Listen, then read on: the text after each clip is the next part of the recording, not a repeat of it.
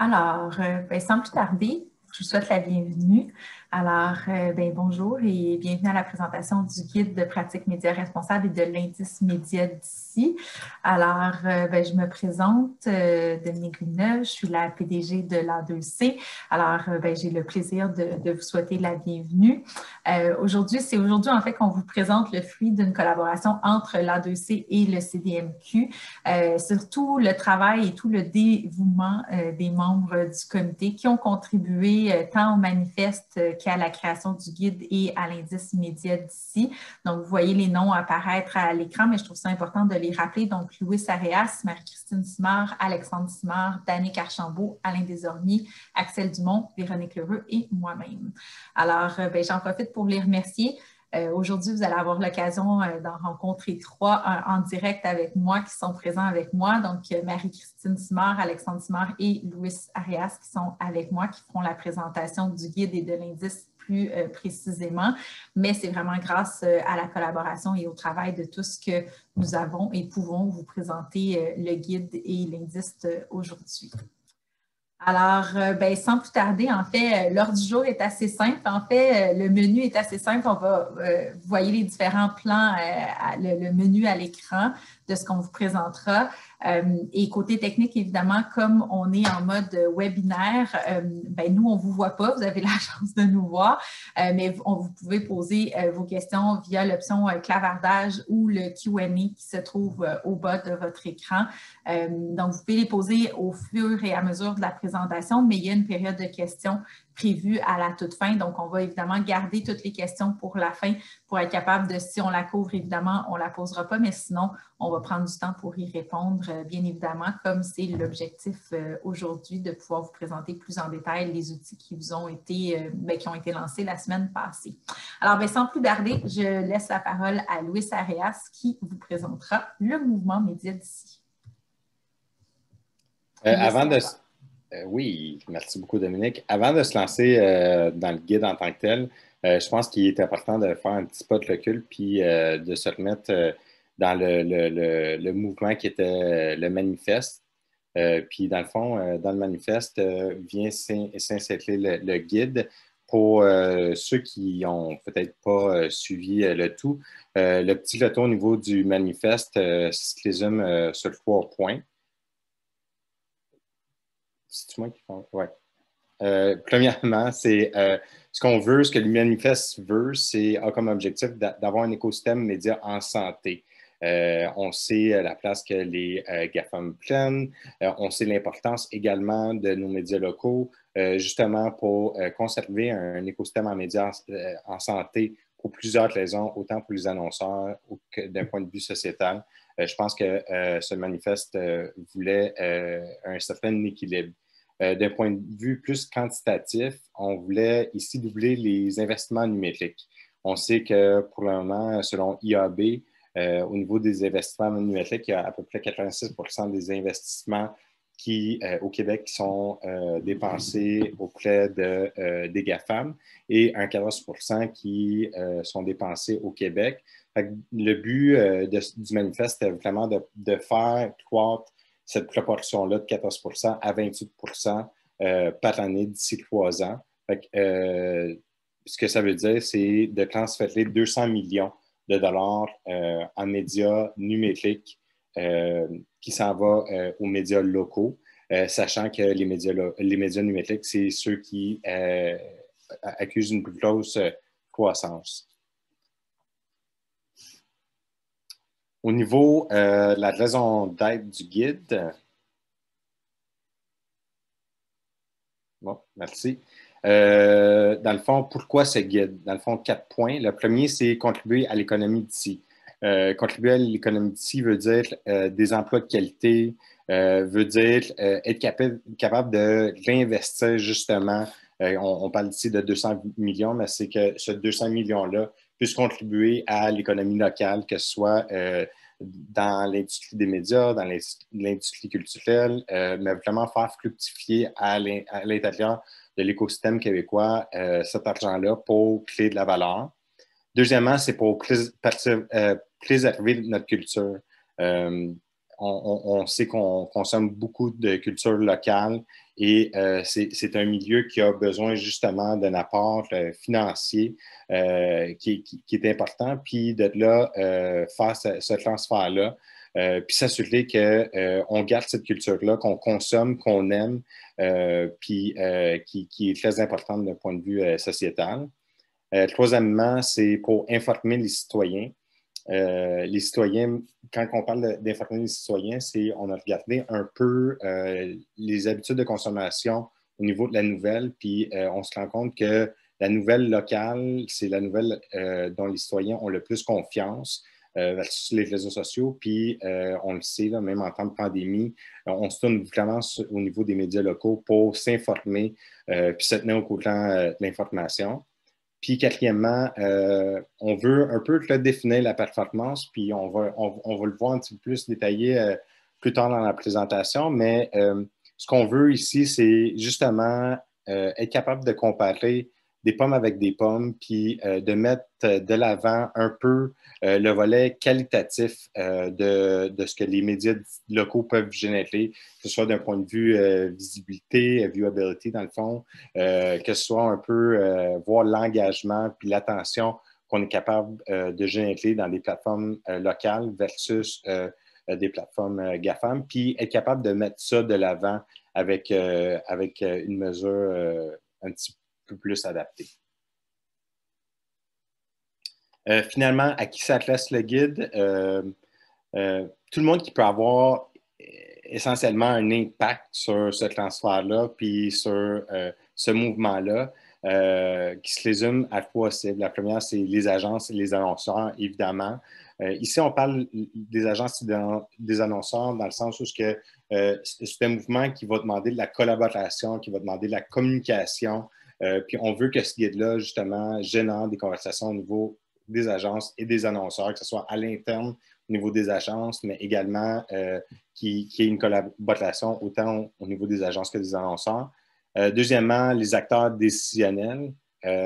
Puis ici, on parle toute personne pouvant avoir un rôle quant à la prise de décision.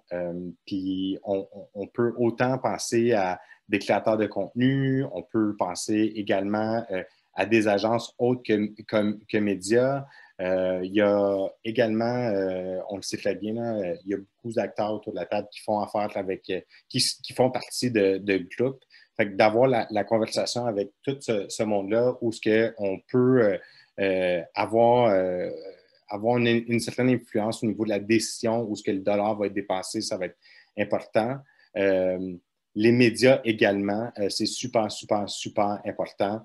D'avoir des discussions avec les médias, les médias locaux, parce que c'est avec eux autres qu'on veut travailler. On sait que ça ne se fait pas à huis clos, puis c'est pas juste quelque chose qui regarde les annonceurs et les agences, mais c'est vraiment, on veut tous collaborer ensemble dans ce guide pour justement être capable d'atteindre notre objectif. Puis, finalement, les influenceurs responsables. Ici, on parle de plusieurs parties prenantes.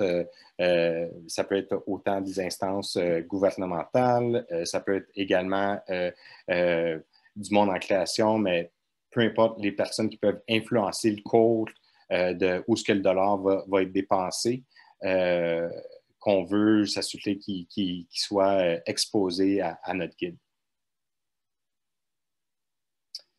Petite mise en garde, c'est super important on n'essaie pas de remplacer des façons de faire, on n'essaie pas de remplacer, dans le fond, les épices magiques de chacun ou les stratégies de planification, les stratégies médias des agences. Ce qu'on veut, c'est justement donner un guide, évidemment, mais également, on ne veut pas uniformiser certaines méthodes, certaines pratiques. On veut, comme j'ai dit, on ne veut pas remplacer la stratégie de la planification des agences. On ne veut pas non plus inciter à transférer 100% des investissements en médias locaux. Ce qu'on veut, c'est justement créer des meilleures pratiques, les partager, mais par la suite, c'est à chaque agence, puis à chaque planificateur, puis à chaque client, de les interpréter, puis de les incorporer de sa façon, à sa vitesse, sans nécessairement avoir un impact négatif qui est super important sur les objectifs d'affaires des clients. Donc, maintenant, on va définir qu'est-ce qu'un média d'ici. Alors, par média d'ici, on entend un média local, là, juste vous dire que c'est synonyme là, dans le guide. Il y a eu plusieurs discussions, je vous dirais, au niveau du comité pour définir qu'est-ce qu'un média local. Ça a suscité plusieurs questions et on s'est tous mis d'accord sur un critère principal pour définir un média local qui est en lien avec ce que Louis a exprimé tout à l'heure au niveau des objectifs du guide, c'est-à-dire de valoriser notre culture, de favoriser notre économie, puis de diffuser une information de qualité. Donc, le critère numéro 1 est vraiment en lien avec le contenu. Donc, c'est un média qui a pour mission principale de créer et de diffuser de façon prépondérante de l'information ou du contenu original canadien. Donc, j'apporte peut-être une attention sur le mot prépondérant. Un média local n'est pas nécessairement un média qui diffuse 100% du contenu canadien. En fait, il peut diffuser aussi du contenu étranger, mais on veut que sa mission première soit vraiment axée sur un contenu qui est local. On a établi d'autres critères qu'on va dire qui sont un peu plus secondaires à notre avis, qui sont un peu plus aussi en fonction de critères économiques. Nous, ce qu'on recommande en fait, c'est de se questionner sur l'ensemble de ces critères suivants-là et peut-être de voir si un média se qualifie sur la majorité de ces critères pour pouvoir ensuite là, le classifier parmi vos sélections de médias locaux. Parce que comme le disait Louis aussi, on n'est pas là non plus pour vous dire quels sont les médias locaux, mais peut-être plus pour vous guider sur votre critère de sélection. Alors, parmi les critères secondaires ou d'importance qu'on a identifiés, on a la maison mère du média. Donc, est-ce que la maison mère est située au Canada? On a aussi au niveau des investisseurs, est-ce que la majorité des investisseurs se situe au Québec ou au Canada? Un autre critère au niveau économique, c'est au niveau des taxes et des impôts. Est-ce que le média contribue par le biais de taxes et impôts à soutenir l'économie au Québec ou au Canada? Là, j'apporte peut-être une petite nuance par rapport à certains OSBL. Là, c'est vraiment lorsque les taxes et impôts sont applicables, on est là aussi pour soutenir nos OSBL qui contribuent aux médias de chez nous. Et finalement, bien, est-ce que le média contribue à créer des emplois de qualité? Puis, est-ce que c'est un média qui apporte des sous au niveau de l'emploi au niveau du pays? Donc, encore une fois, je réitère que le média n'a pas à répondre à tous ces critères, mais une grande majorité, là, ce serait très souhaité.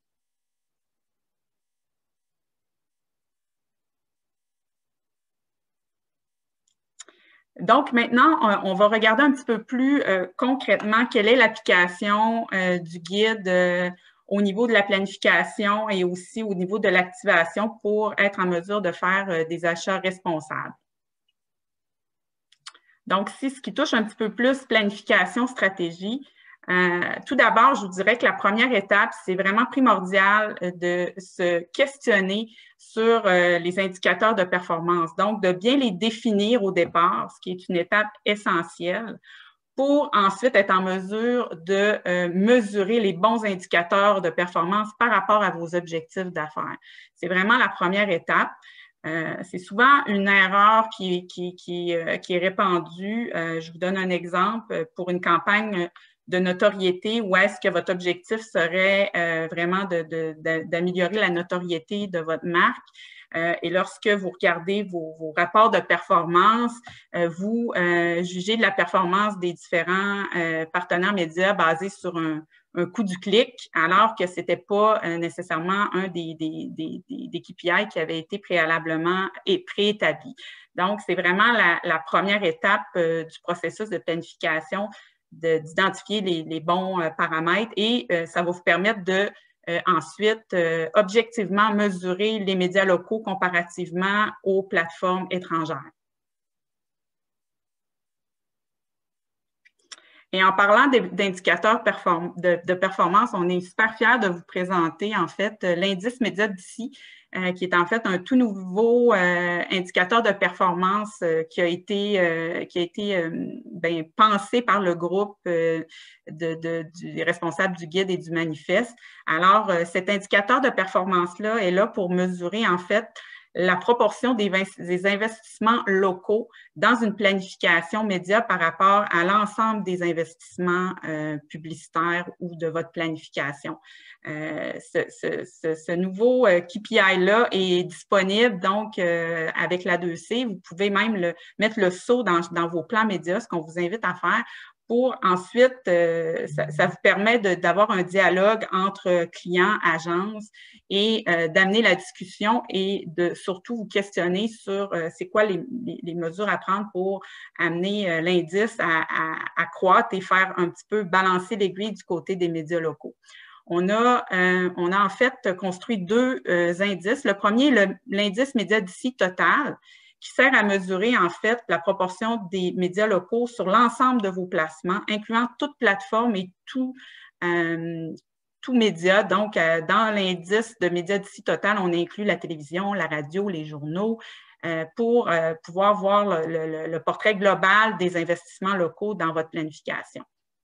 L'autre indice, l'indice média d'ici numérique, c'est pour calculer en fait la proportion de vos investissements dans les plateformes numériques locales comparativement à votre investissement numérique global. Donc, on centralise ici les efforts au niveau du numérique parce que notre ambition au départ, comme l'a mentionné Louis, et le 200 millions est spécifiquement au niveau des médias numériques. Donc, on veut être capable de mesurer quel est l'impact du manifeste au niveau des investissements numériques. Et pour ce faire, on est en phase 3. En fait, il y a eu le manifeste, il y a le guide. Et pour ce qui est de l'indice, on veut collaborer avec une firme externe qui va nous accompagner dans cette mesure de benchmarking, on va dire, de notre indice de médias d'ici, afin d'avoir une mesure neutre qui est uniforme aussi entre les différentes agences ou les différents clients. On aimerait que ça soit aussi représentatif de l'industrie, donc avoir un échantillon qui nous permet de faire des extrapolations pour enfin être en mesure de dire est-ce qu'on a vraiment eu un impact et quel est l'impact, puis est-ce qu'on atteint notre objectif de 200 millions. Donc, on va vous revenir avec plus de détails là, sur vraiment, là, si vous voulez participer à la mesure de l'indice du média d'ici, ça va être quoi les prochaines étapes. Peut-être juste un point à souligner, c'est concernant le marketing de recherche, qui a été aussi un sujet de discussion, à savoir est-ce qu'on inclut ou non le marketing de recherche dans le calcul de l'indice média numérique. Et on a pris la décision, en fait, d'inclure le marketing de recherche dans l'indice parce que c'est certain que c'est un des médias qui a contribué fortement à l'érosion des dollars numériques chez les plateformes étrangères. Donc, si on pense que c'est important de l'inclure pour amener les différents acteurs à se questionner sur leur stratégie de marketing de recherche, est-ce que la proportion est toujours adéquate? Est-ce qu'il n'y aurait pas d'autres options de disponibles? On le sait que c'est quand même un média qui a très peu d'alternatives, mais voir dans l'ensemble, est-ce qu'il n'y aurait pas d'autres stratégies qui pourraient aussi répondre à mes objectifs d'affaires?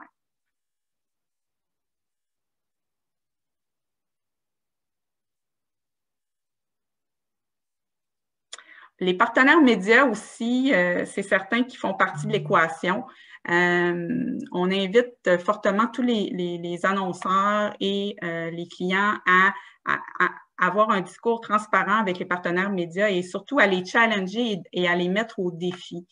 Vous avez ici là, un lien qui vous donne accès là, au répertoire des médias locaux. Il y en a quelques exemples ici, mais on a vraiment, au Québec, on est choyé, on a plusieurs options de partenariats possibles.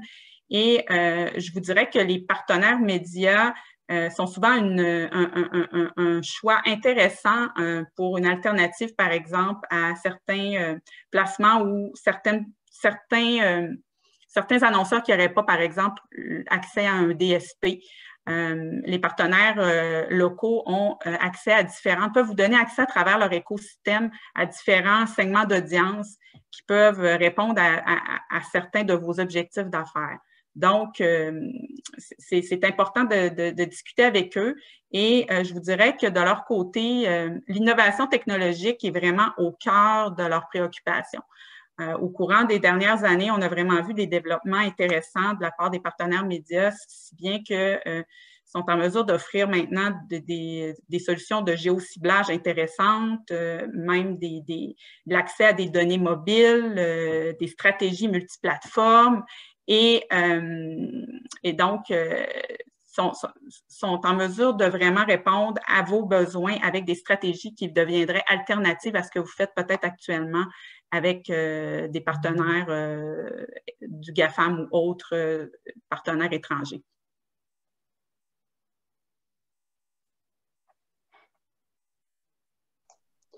Merci Marie-Christine. Je vois qu'on a un bon rythme, fait que je vais peut-être prendre plus de temps. Merci pour ce luxe-là, c'est parfait. Donc, embarquons tout de suite dans les considérations technologiques. On est encore dans le volet application du guide. Et puis, bon, il y a plusieurs aspects qui vont peut-être vous paraître évidents dans ce qu'on va dire là. Puis si c'est le cas, bien, réjouissez-vous, c'est que ça va bien. Vous êtes sur la bonne voie. Mais on trouvait que c'est important quand même de les rementionner parce qu'il y a certaines bases qui, quand on parle du contexte des médias locaux, sont d'autant plus importantes, on trouve. Et donc, ça commence par être capable de bien évaluer des pommes avec des pommes. Puis pour ce faire, on suggère que vous ayez la capacité d'avoir un outil neutre pour faire tout ça. C'est sûr qu'il existe quand même des biais dans la façon que certains médias peuvent s'auto-évaluer. Un exemple comme ça, c'est la définition d'une vue ou d'un engagement, ou même la qualité d'une exposition média n'est pas nécessairement la même entre différents médias. Donc, c'est important d'avoir une vue qui remet tout ça sur les mêmes bases, finalement, pour être capable de bien évaluer au moment de la planif le canal qui serait le meilleur pour vous. Puis quand on parle d'outils neutres ou de mesures externes, ben, c'est aussi pour aller un petit peu plus loin, donc voir la visibilité, voir un petit peu où est-ce que notre livraison d'impression va se faire. Voir aussi est-ce que les vidéos sont vues, est-ce qu'elles sont complétées, est-ce que la vidéo est totalement dans l'écran ou en partie. Donc, ajouter peut-être une notion un peu plus qualitative à votre façon d'évaluer les médias, donc mixer un peu le quanti, le quali. Puis ça donne lieu aussi à des nouvelles bases, comme on remplace maintenant un CPM par ce qu'on appelle un CPVM, donc par 1000 impressions vues. On peut faire la même chose pour les vidéos, donc les vidéos qui sont dans l'écran ou qui sont vues ou complétées même. Et puis, bien, quand on se met à faire ça, soudainement, on a un angle un peu différent pour évaluer d'abord les médias premium, mais aussi les médias locaux qui font partie de ça. Ce qu'on réalise souvent, c'est que, bon, c'est sûr que c'est difficile de comparer les CPM. Puis c'est aussi une perception qu'on a observée là, dans la rédaction du guide, c'est que, ben, un des commentaires qu'on avait, ben, c'est sûr que la perception du coût est peut-être défavorable pour les médias locaux. On se concentre juste sur le CPM, mais comme je vous dis, en intégrant des notions de qualité d'inventaire, mais soudainement, c'est beaucoup plus intéressant. On peut passer à la prochaine. Oui, merci. Donc, en cours, bon, aussi, pardon, c'est aussi important de revenir sur le programmatique. Puis ça, il y a tout un volet du guide qui parle de la programmatique. Il faut aussi le rappeler, bon, on parle d'une façon d'acheter le média, hein, qu'il soit local ou non. Donc, ça, c'est important de s'en rappeler. Et puis, ben, c'est tout à fait possible via le programmatique, peu importe la façon que vous optimisez votre campagne, le KPI qui vous importe, de quand même vous concentrer sur les médias locaux. Puis, ben, la façon de faire, c'est via des PMP, donc des Private Marketplace. Donc, c'est-à-dire de faire une entente avec un éditeur local pour pouvoir rouler votre campagne sur son inventaire qui serait prénégocié entre vous et lui. L'intérêt de faire ça, c'est que ça vous assure d'avoir une portion du plan en programmatique, en performance ou peu importe, qui serait garantie d'être local, et pouvoir le comparer avec d'autres sources d'inventaire finalement. Ce que vous voyez là à l'écran, c'est une représentation un peu simplifiée de la chaîne de valeur en programmatique. Donc, à gauche, on pourrait penser que le client est là avec son budget. À droite, ce sont les éditeurs qui ont leur inventaire. Au milieu, bien, tous les joueurs qui se rassemblent pour que ça se passe finalement, à commencer par vous, l'équipe d'achat programmatique, et qu'on se rejoint au milieu. Donc, mais c'est pas grave si vous n'avez pas à l'interne dans votre agence une équipe qui se dédie spécialement sur l'achat programmatique. C'est quand même une réalité du marché qu'il y a des joueurs qui se spécialisent juste dans ça et qui peuvent, à qui vous pouvez sous-traiter cette facette de l'achat média-là. Donc, c'est quand même, on peut engager un trading desk local qui puisse gérer le programmatique pour vous et quand même, en le briefant, vous assurer que vous êtes capable de dédier une partie du plan sur une entente qui serait locale. Un autre élément aussi dans ce portrait-là, c'est le fait aussi que, bon, dans la constitution de CPM en programmatique, la moyenne du marché, c'est qu'à peu près 70% du coût devrait être dédié ou serait en moyenne dédié à l'achat de l'inventaire. Donc, parmi vos campagnes, parmi votre agence, vous pouvez essayer de décortiquer ces coûts-là et voir est-ce que c'est effectivement le cas chez vous et peut-être même voir à trouver des manières de grossir cette part-là pour qu'une plus grande part du dollar en programmatique reste chez nous pour toutes les bonnes raisons que Louis a évoquées un peu plus tôt. Prochaine diapo, s'il vous plaît. Merci. C'est sûr qu'en cours de campagne, donc là, on a parlé de la façon d'évaluer les placements, la façon d'acheter, puis en cours de campagne, bien, encore là, on revient aux bases, là, mais c'est important de tester, d'approfondir la réflexion. Puis c'est pas anodin, c'est parce que ça prend, bon, pour être capable de revaloriser adéquatement les médias locaux, bien, ça prend une bonne façon, un bon regard adéquat sur la performance aussi.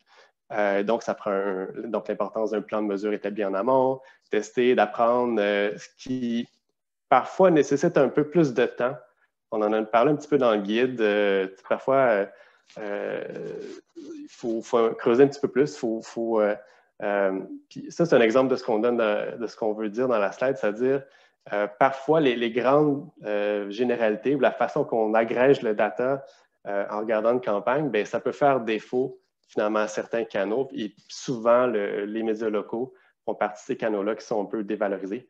L'exemple qu'on donne visuellement ici, bien, si on regarde juste par canal, c'est sûr que le canal A serait meilleur, mais si on se dit, bien, parmi ces canaux-là, puis en cours de campagne, on pourrait dire, bien, je coupe le canal C, je réinvestis tout le budget sur le canal A, puis si ma job est faite, je suis un bon acheteur, puis je suis content. Par contre, si on est un petit peu plus granulaire dans la façon qu'on segmente les données, peut-être qu'on réalise qu'il faut comparer des pommes avec des pommes et voir plutôt les tactiques entre elles, s'il y a différentes tactiques par partenaire. Et donc, réaliser finalement qu'il y a une nuance qu'on pourrait manquer si on ne va pas un petit peu plus loin dans la lecture des données. C'est tout simplement ce qu'on veut promouvoir ici, c'est être curieux, tester, avoir un plan de mesure qui permet de comparer les choses adéquatement, faire des tests AB, multivariés, etc., pour ne pas passer à côté d'apprentissages qui sont un peu plus nuancés. Finalement, merci Dominique. Donc, de nos jours, c'est de plus en plus difficile de redistribuer le crédit, on le sait, donc la perte des cookies, iOS 14 qui nous pose des problèmes pour le mobile, mais ça vaut quand même le coup de faire ce travail-là, de se renseigner sur la façon que les plateformes nativement vont allouer le crédit. Parce qu'il y a des biais qui existent, il y a des modèles préexistants dans les plateformes. C'est important juste de les connaître, savoir qu'est-ce qu'on peut modifier ou pas. C'est important aussi de savoir quelles données sont manquantes dans l'attribution d'une conversion. Donc, en sachant, en vous intéressant un petit peu plus à ça, vous êtes capable de voir que si les plateformes doivent modéliser plus de données parce qu'ils n'ont pas accès à autant de données qu'auparavant pour attribuer le crédit, comment est-ce que je peux personnaliser un peu plus la façon que moi, en tant que planificateur, je veux redistribuer ce crédit-là. Puis peut-être que ça va être au bénéfice des médias locaux. Avoir un exemple de ça, c'est que est-ce qu'on se questionne souvent sur l'importance d'une vidéo pour augmenter le taux de conversion d'un autre canal qui serait plus bas dans le funnel. Donc, quand vous intéressez un petit peu plus à ces notions-là, bien, on est capable de personnaliser cette lecture-là. Ce qu'on suggère aussi, c'est d'agrandir un petit peu le focus, donc élargir un petit peu la vision et justement parce qu'il y a moins de données disponibles pour attribuer de nos jours, vous concentrez un peu plus sur, plutôt que le CPA, le coût par acquisition, ça serait l'impact global de la campagne sur les résultats d'affaires. Donc, est-ce que votre client a des MMM, des media mix modeling ou des analyses dans le passé qui peuvent prouver qu'en intégrant un canal dans votre mix média, on augmente le taux de conversion global. Donc, c'est des analyses de lift comme ça, qui sont des facteurs externes ou même le ad stock qu'on utilise en média, donc l'impact résiduel qui est modulable selon le format qui est employé. Donc, ces facteurs externes-là, cet apprentissage-là qui est plus grand que juste que les plateformes vont vous donner, est intéressant à intégrer dans un modèle qui serait plus personnalisé pour votre client, pour votre campagne. Donc, c'est tout ça qu'on veut dire finalement, c'est de s'y intéresser, comprendre qu'est-ce qui nous manque pour bien faire une attribution, puis souvent, ça va être au bénéfice des médias qui sont plus délaissés naturellement dans l'attribution que les plateformes peuvent vous donner finalement. Fait, voilà, ça faisait le tour pour l'attribution. Avant de tomber sur l'appel à tous, tu sais, juste mettre de l'avant que il y a des certaines notions complexes, puis le guide, ce que ça dit, c'est justement, ayez les conversations avec vos partenaires médias, ayez les conversations avec vos clients, mais essayez de trouver des solutions. Je pense que ça met en évidence aussi la qualité et la complexité de notre travail à tous les jours. Puis c'est un peu un takeaway qu'on a eu de toute la rédaction de ce guide-là, de dire, bien, dans le fond, tu sais, notre job, oui, c'est beau l'objectif, mais on a une job complexe, une bonne façon de le faire, puis c'est ce que le guide vous propose. C'est un peu ce que Viatrail et Touché ont fait. Ils ont mis à l'épreuve justement l'impact d'un village au niveau des médias locaux pour une campagne de performance. Je pense qu'Alexandre Simon a participé à ce travail-là. Ça a été assez complexe. Ce que nous, on cherche à travers cet appel à tous, c'est des campagnes ou des clients qui veulent justement tester un certain transfert des médias locaux pour des campagnes au niveau qui ont comme objectif principal d'augmenter la natalité ou générer de l'engagement. On sait que Viatrail est un excellent exemple au niveau de la conversion. C'était vraiment au niveau de la performance du média local. Mais ici, on aimerait ça avoir des exemples au niveau de la natalité et de l'engagement. Si vous avez un intérêt à mettre à l'épreuve une campagne ou vos objectifs d'affaires en lien avec ce village-là local, vous pouvez contacter la 2C à l'adresse qui se trouve au bas. Exactement, merci Louis.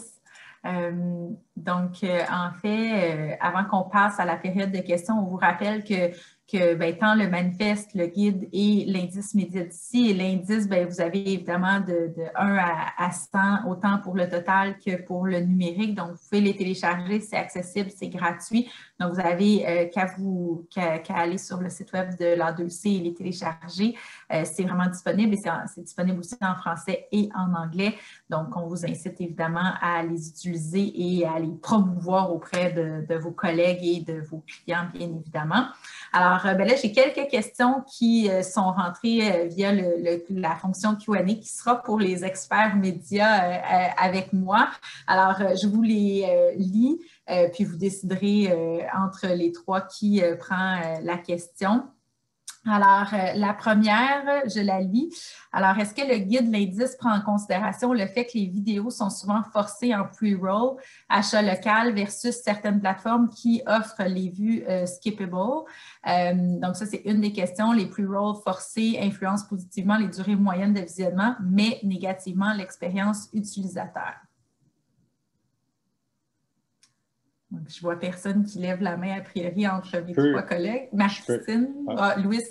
Bien, en fait, c'est l'indice, en fait, calcule plus au niveau de l'investissement qui est fait par rapport sur une plateforme par rapport à une autre. Donc, ça ne tient pas compte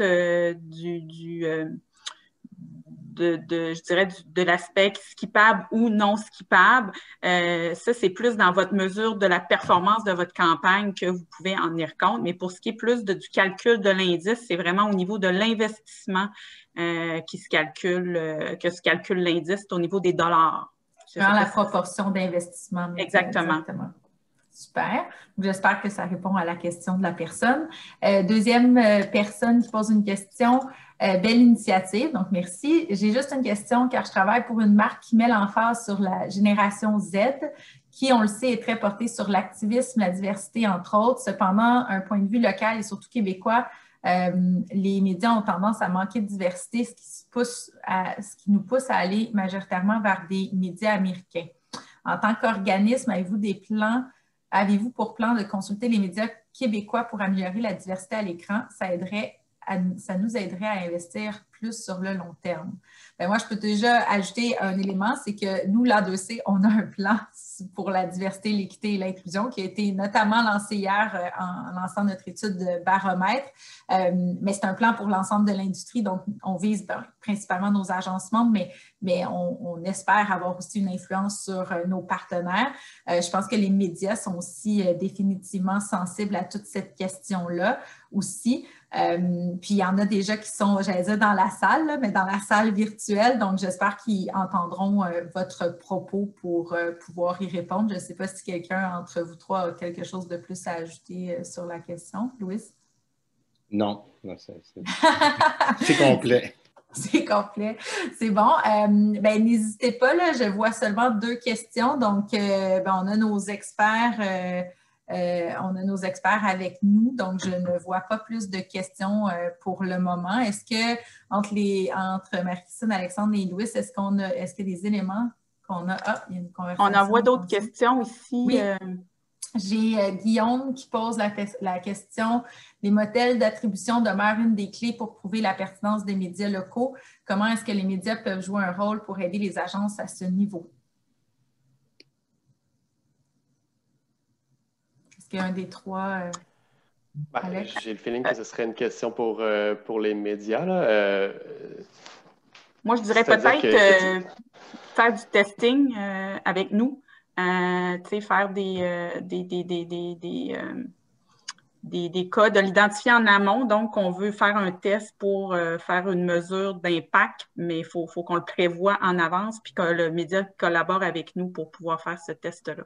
Donc, moi, c'est vraiment plus avec du test au niveau de travailler en collaboration sur des tests qu'on peut y arriver.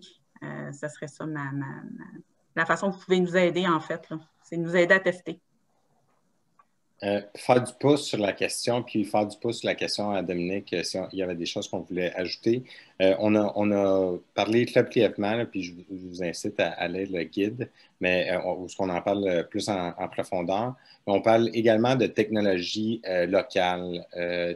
On parle beaucoup de médias locaux, mais de voir comment aussi, des fois, il y a des solutions technologiques locales qui peuvent aider justement que ce soit à la compréhension de l'attribution ou à mieux cibler certains groupes cibles ou générer des meilleures performances, s'assurer de travailler avec vos partenaires médias pour savoir qu'est-ce qui se fait comme technologie locale pour augmenter vos résultats. Super. Puis dans le manifeste... Juste un reply, là, je suis désolée. Vas-y, Alex, tu as le droit. J'aime tellement ce sujet-là, puis Louis, tu as raison, Marie aussi, puis c'est ça. Je pense que ce serait aussi de voir, tu sais, quand on parlait de qualité tantôt, c'est de voir est-ce qu'on a d'autres métriques qui pourraient indiquer cette qualité d'impression-là, cette qualité d'engagement, puis on sait très bien qu'il y a des joueurs locaux qui se démarquent un petit peu à ce niveau-là. Donc, effectivement, tu sais, les joueurs font des pas en ce sens-là. On ne parle pas d'attribution directement, mais on parle de façon d'avoir un angle différent qui n'était pas là avant, mais qui vient nous informer sur l'importance de ce point de contact-là, finalement, puis qu'on puisse ensuite moduler un petit peu plus notre redistribution du crédit. Donc, si les plateformes ne peuvent pas le faire elles-mêmes, est-ce que les médias peuvent nous apprendre des informations qui pourraient nous forcer à revoir un petit peu notre attribution plus personnalisée, finalement. Donc, je sais qu'il y a comme Louis le disait, il y a des joueurs qui font des innovations en ce sens. Donc, c'est continuer à les encourager et tester, comme disait Marie-Christine. Super. Il y a une question supplémentaire qui vient d'arriver. Pouvez-vous confirmer que le benchmark sur l'indice média numérique sera défini par la firme externe? Je vais y aller, puis Marie-Christine ou un des gars pourrait ajouter.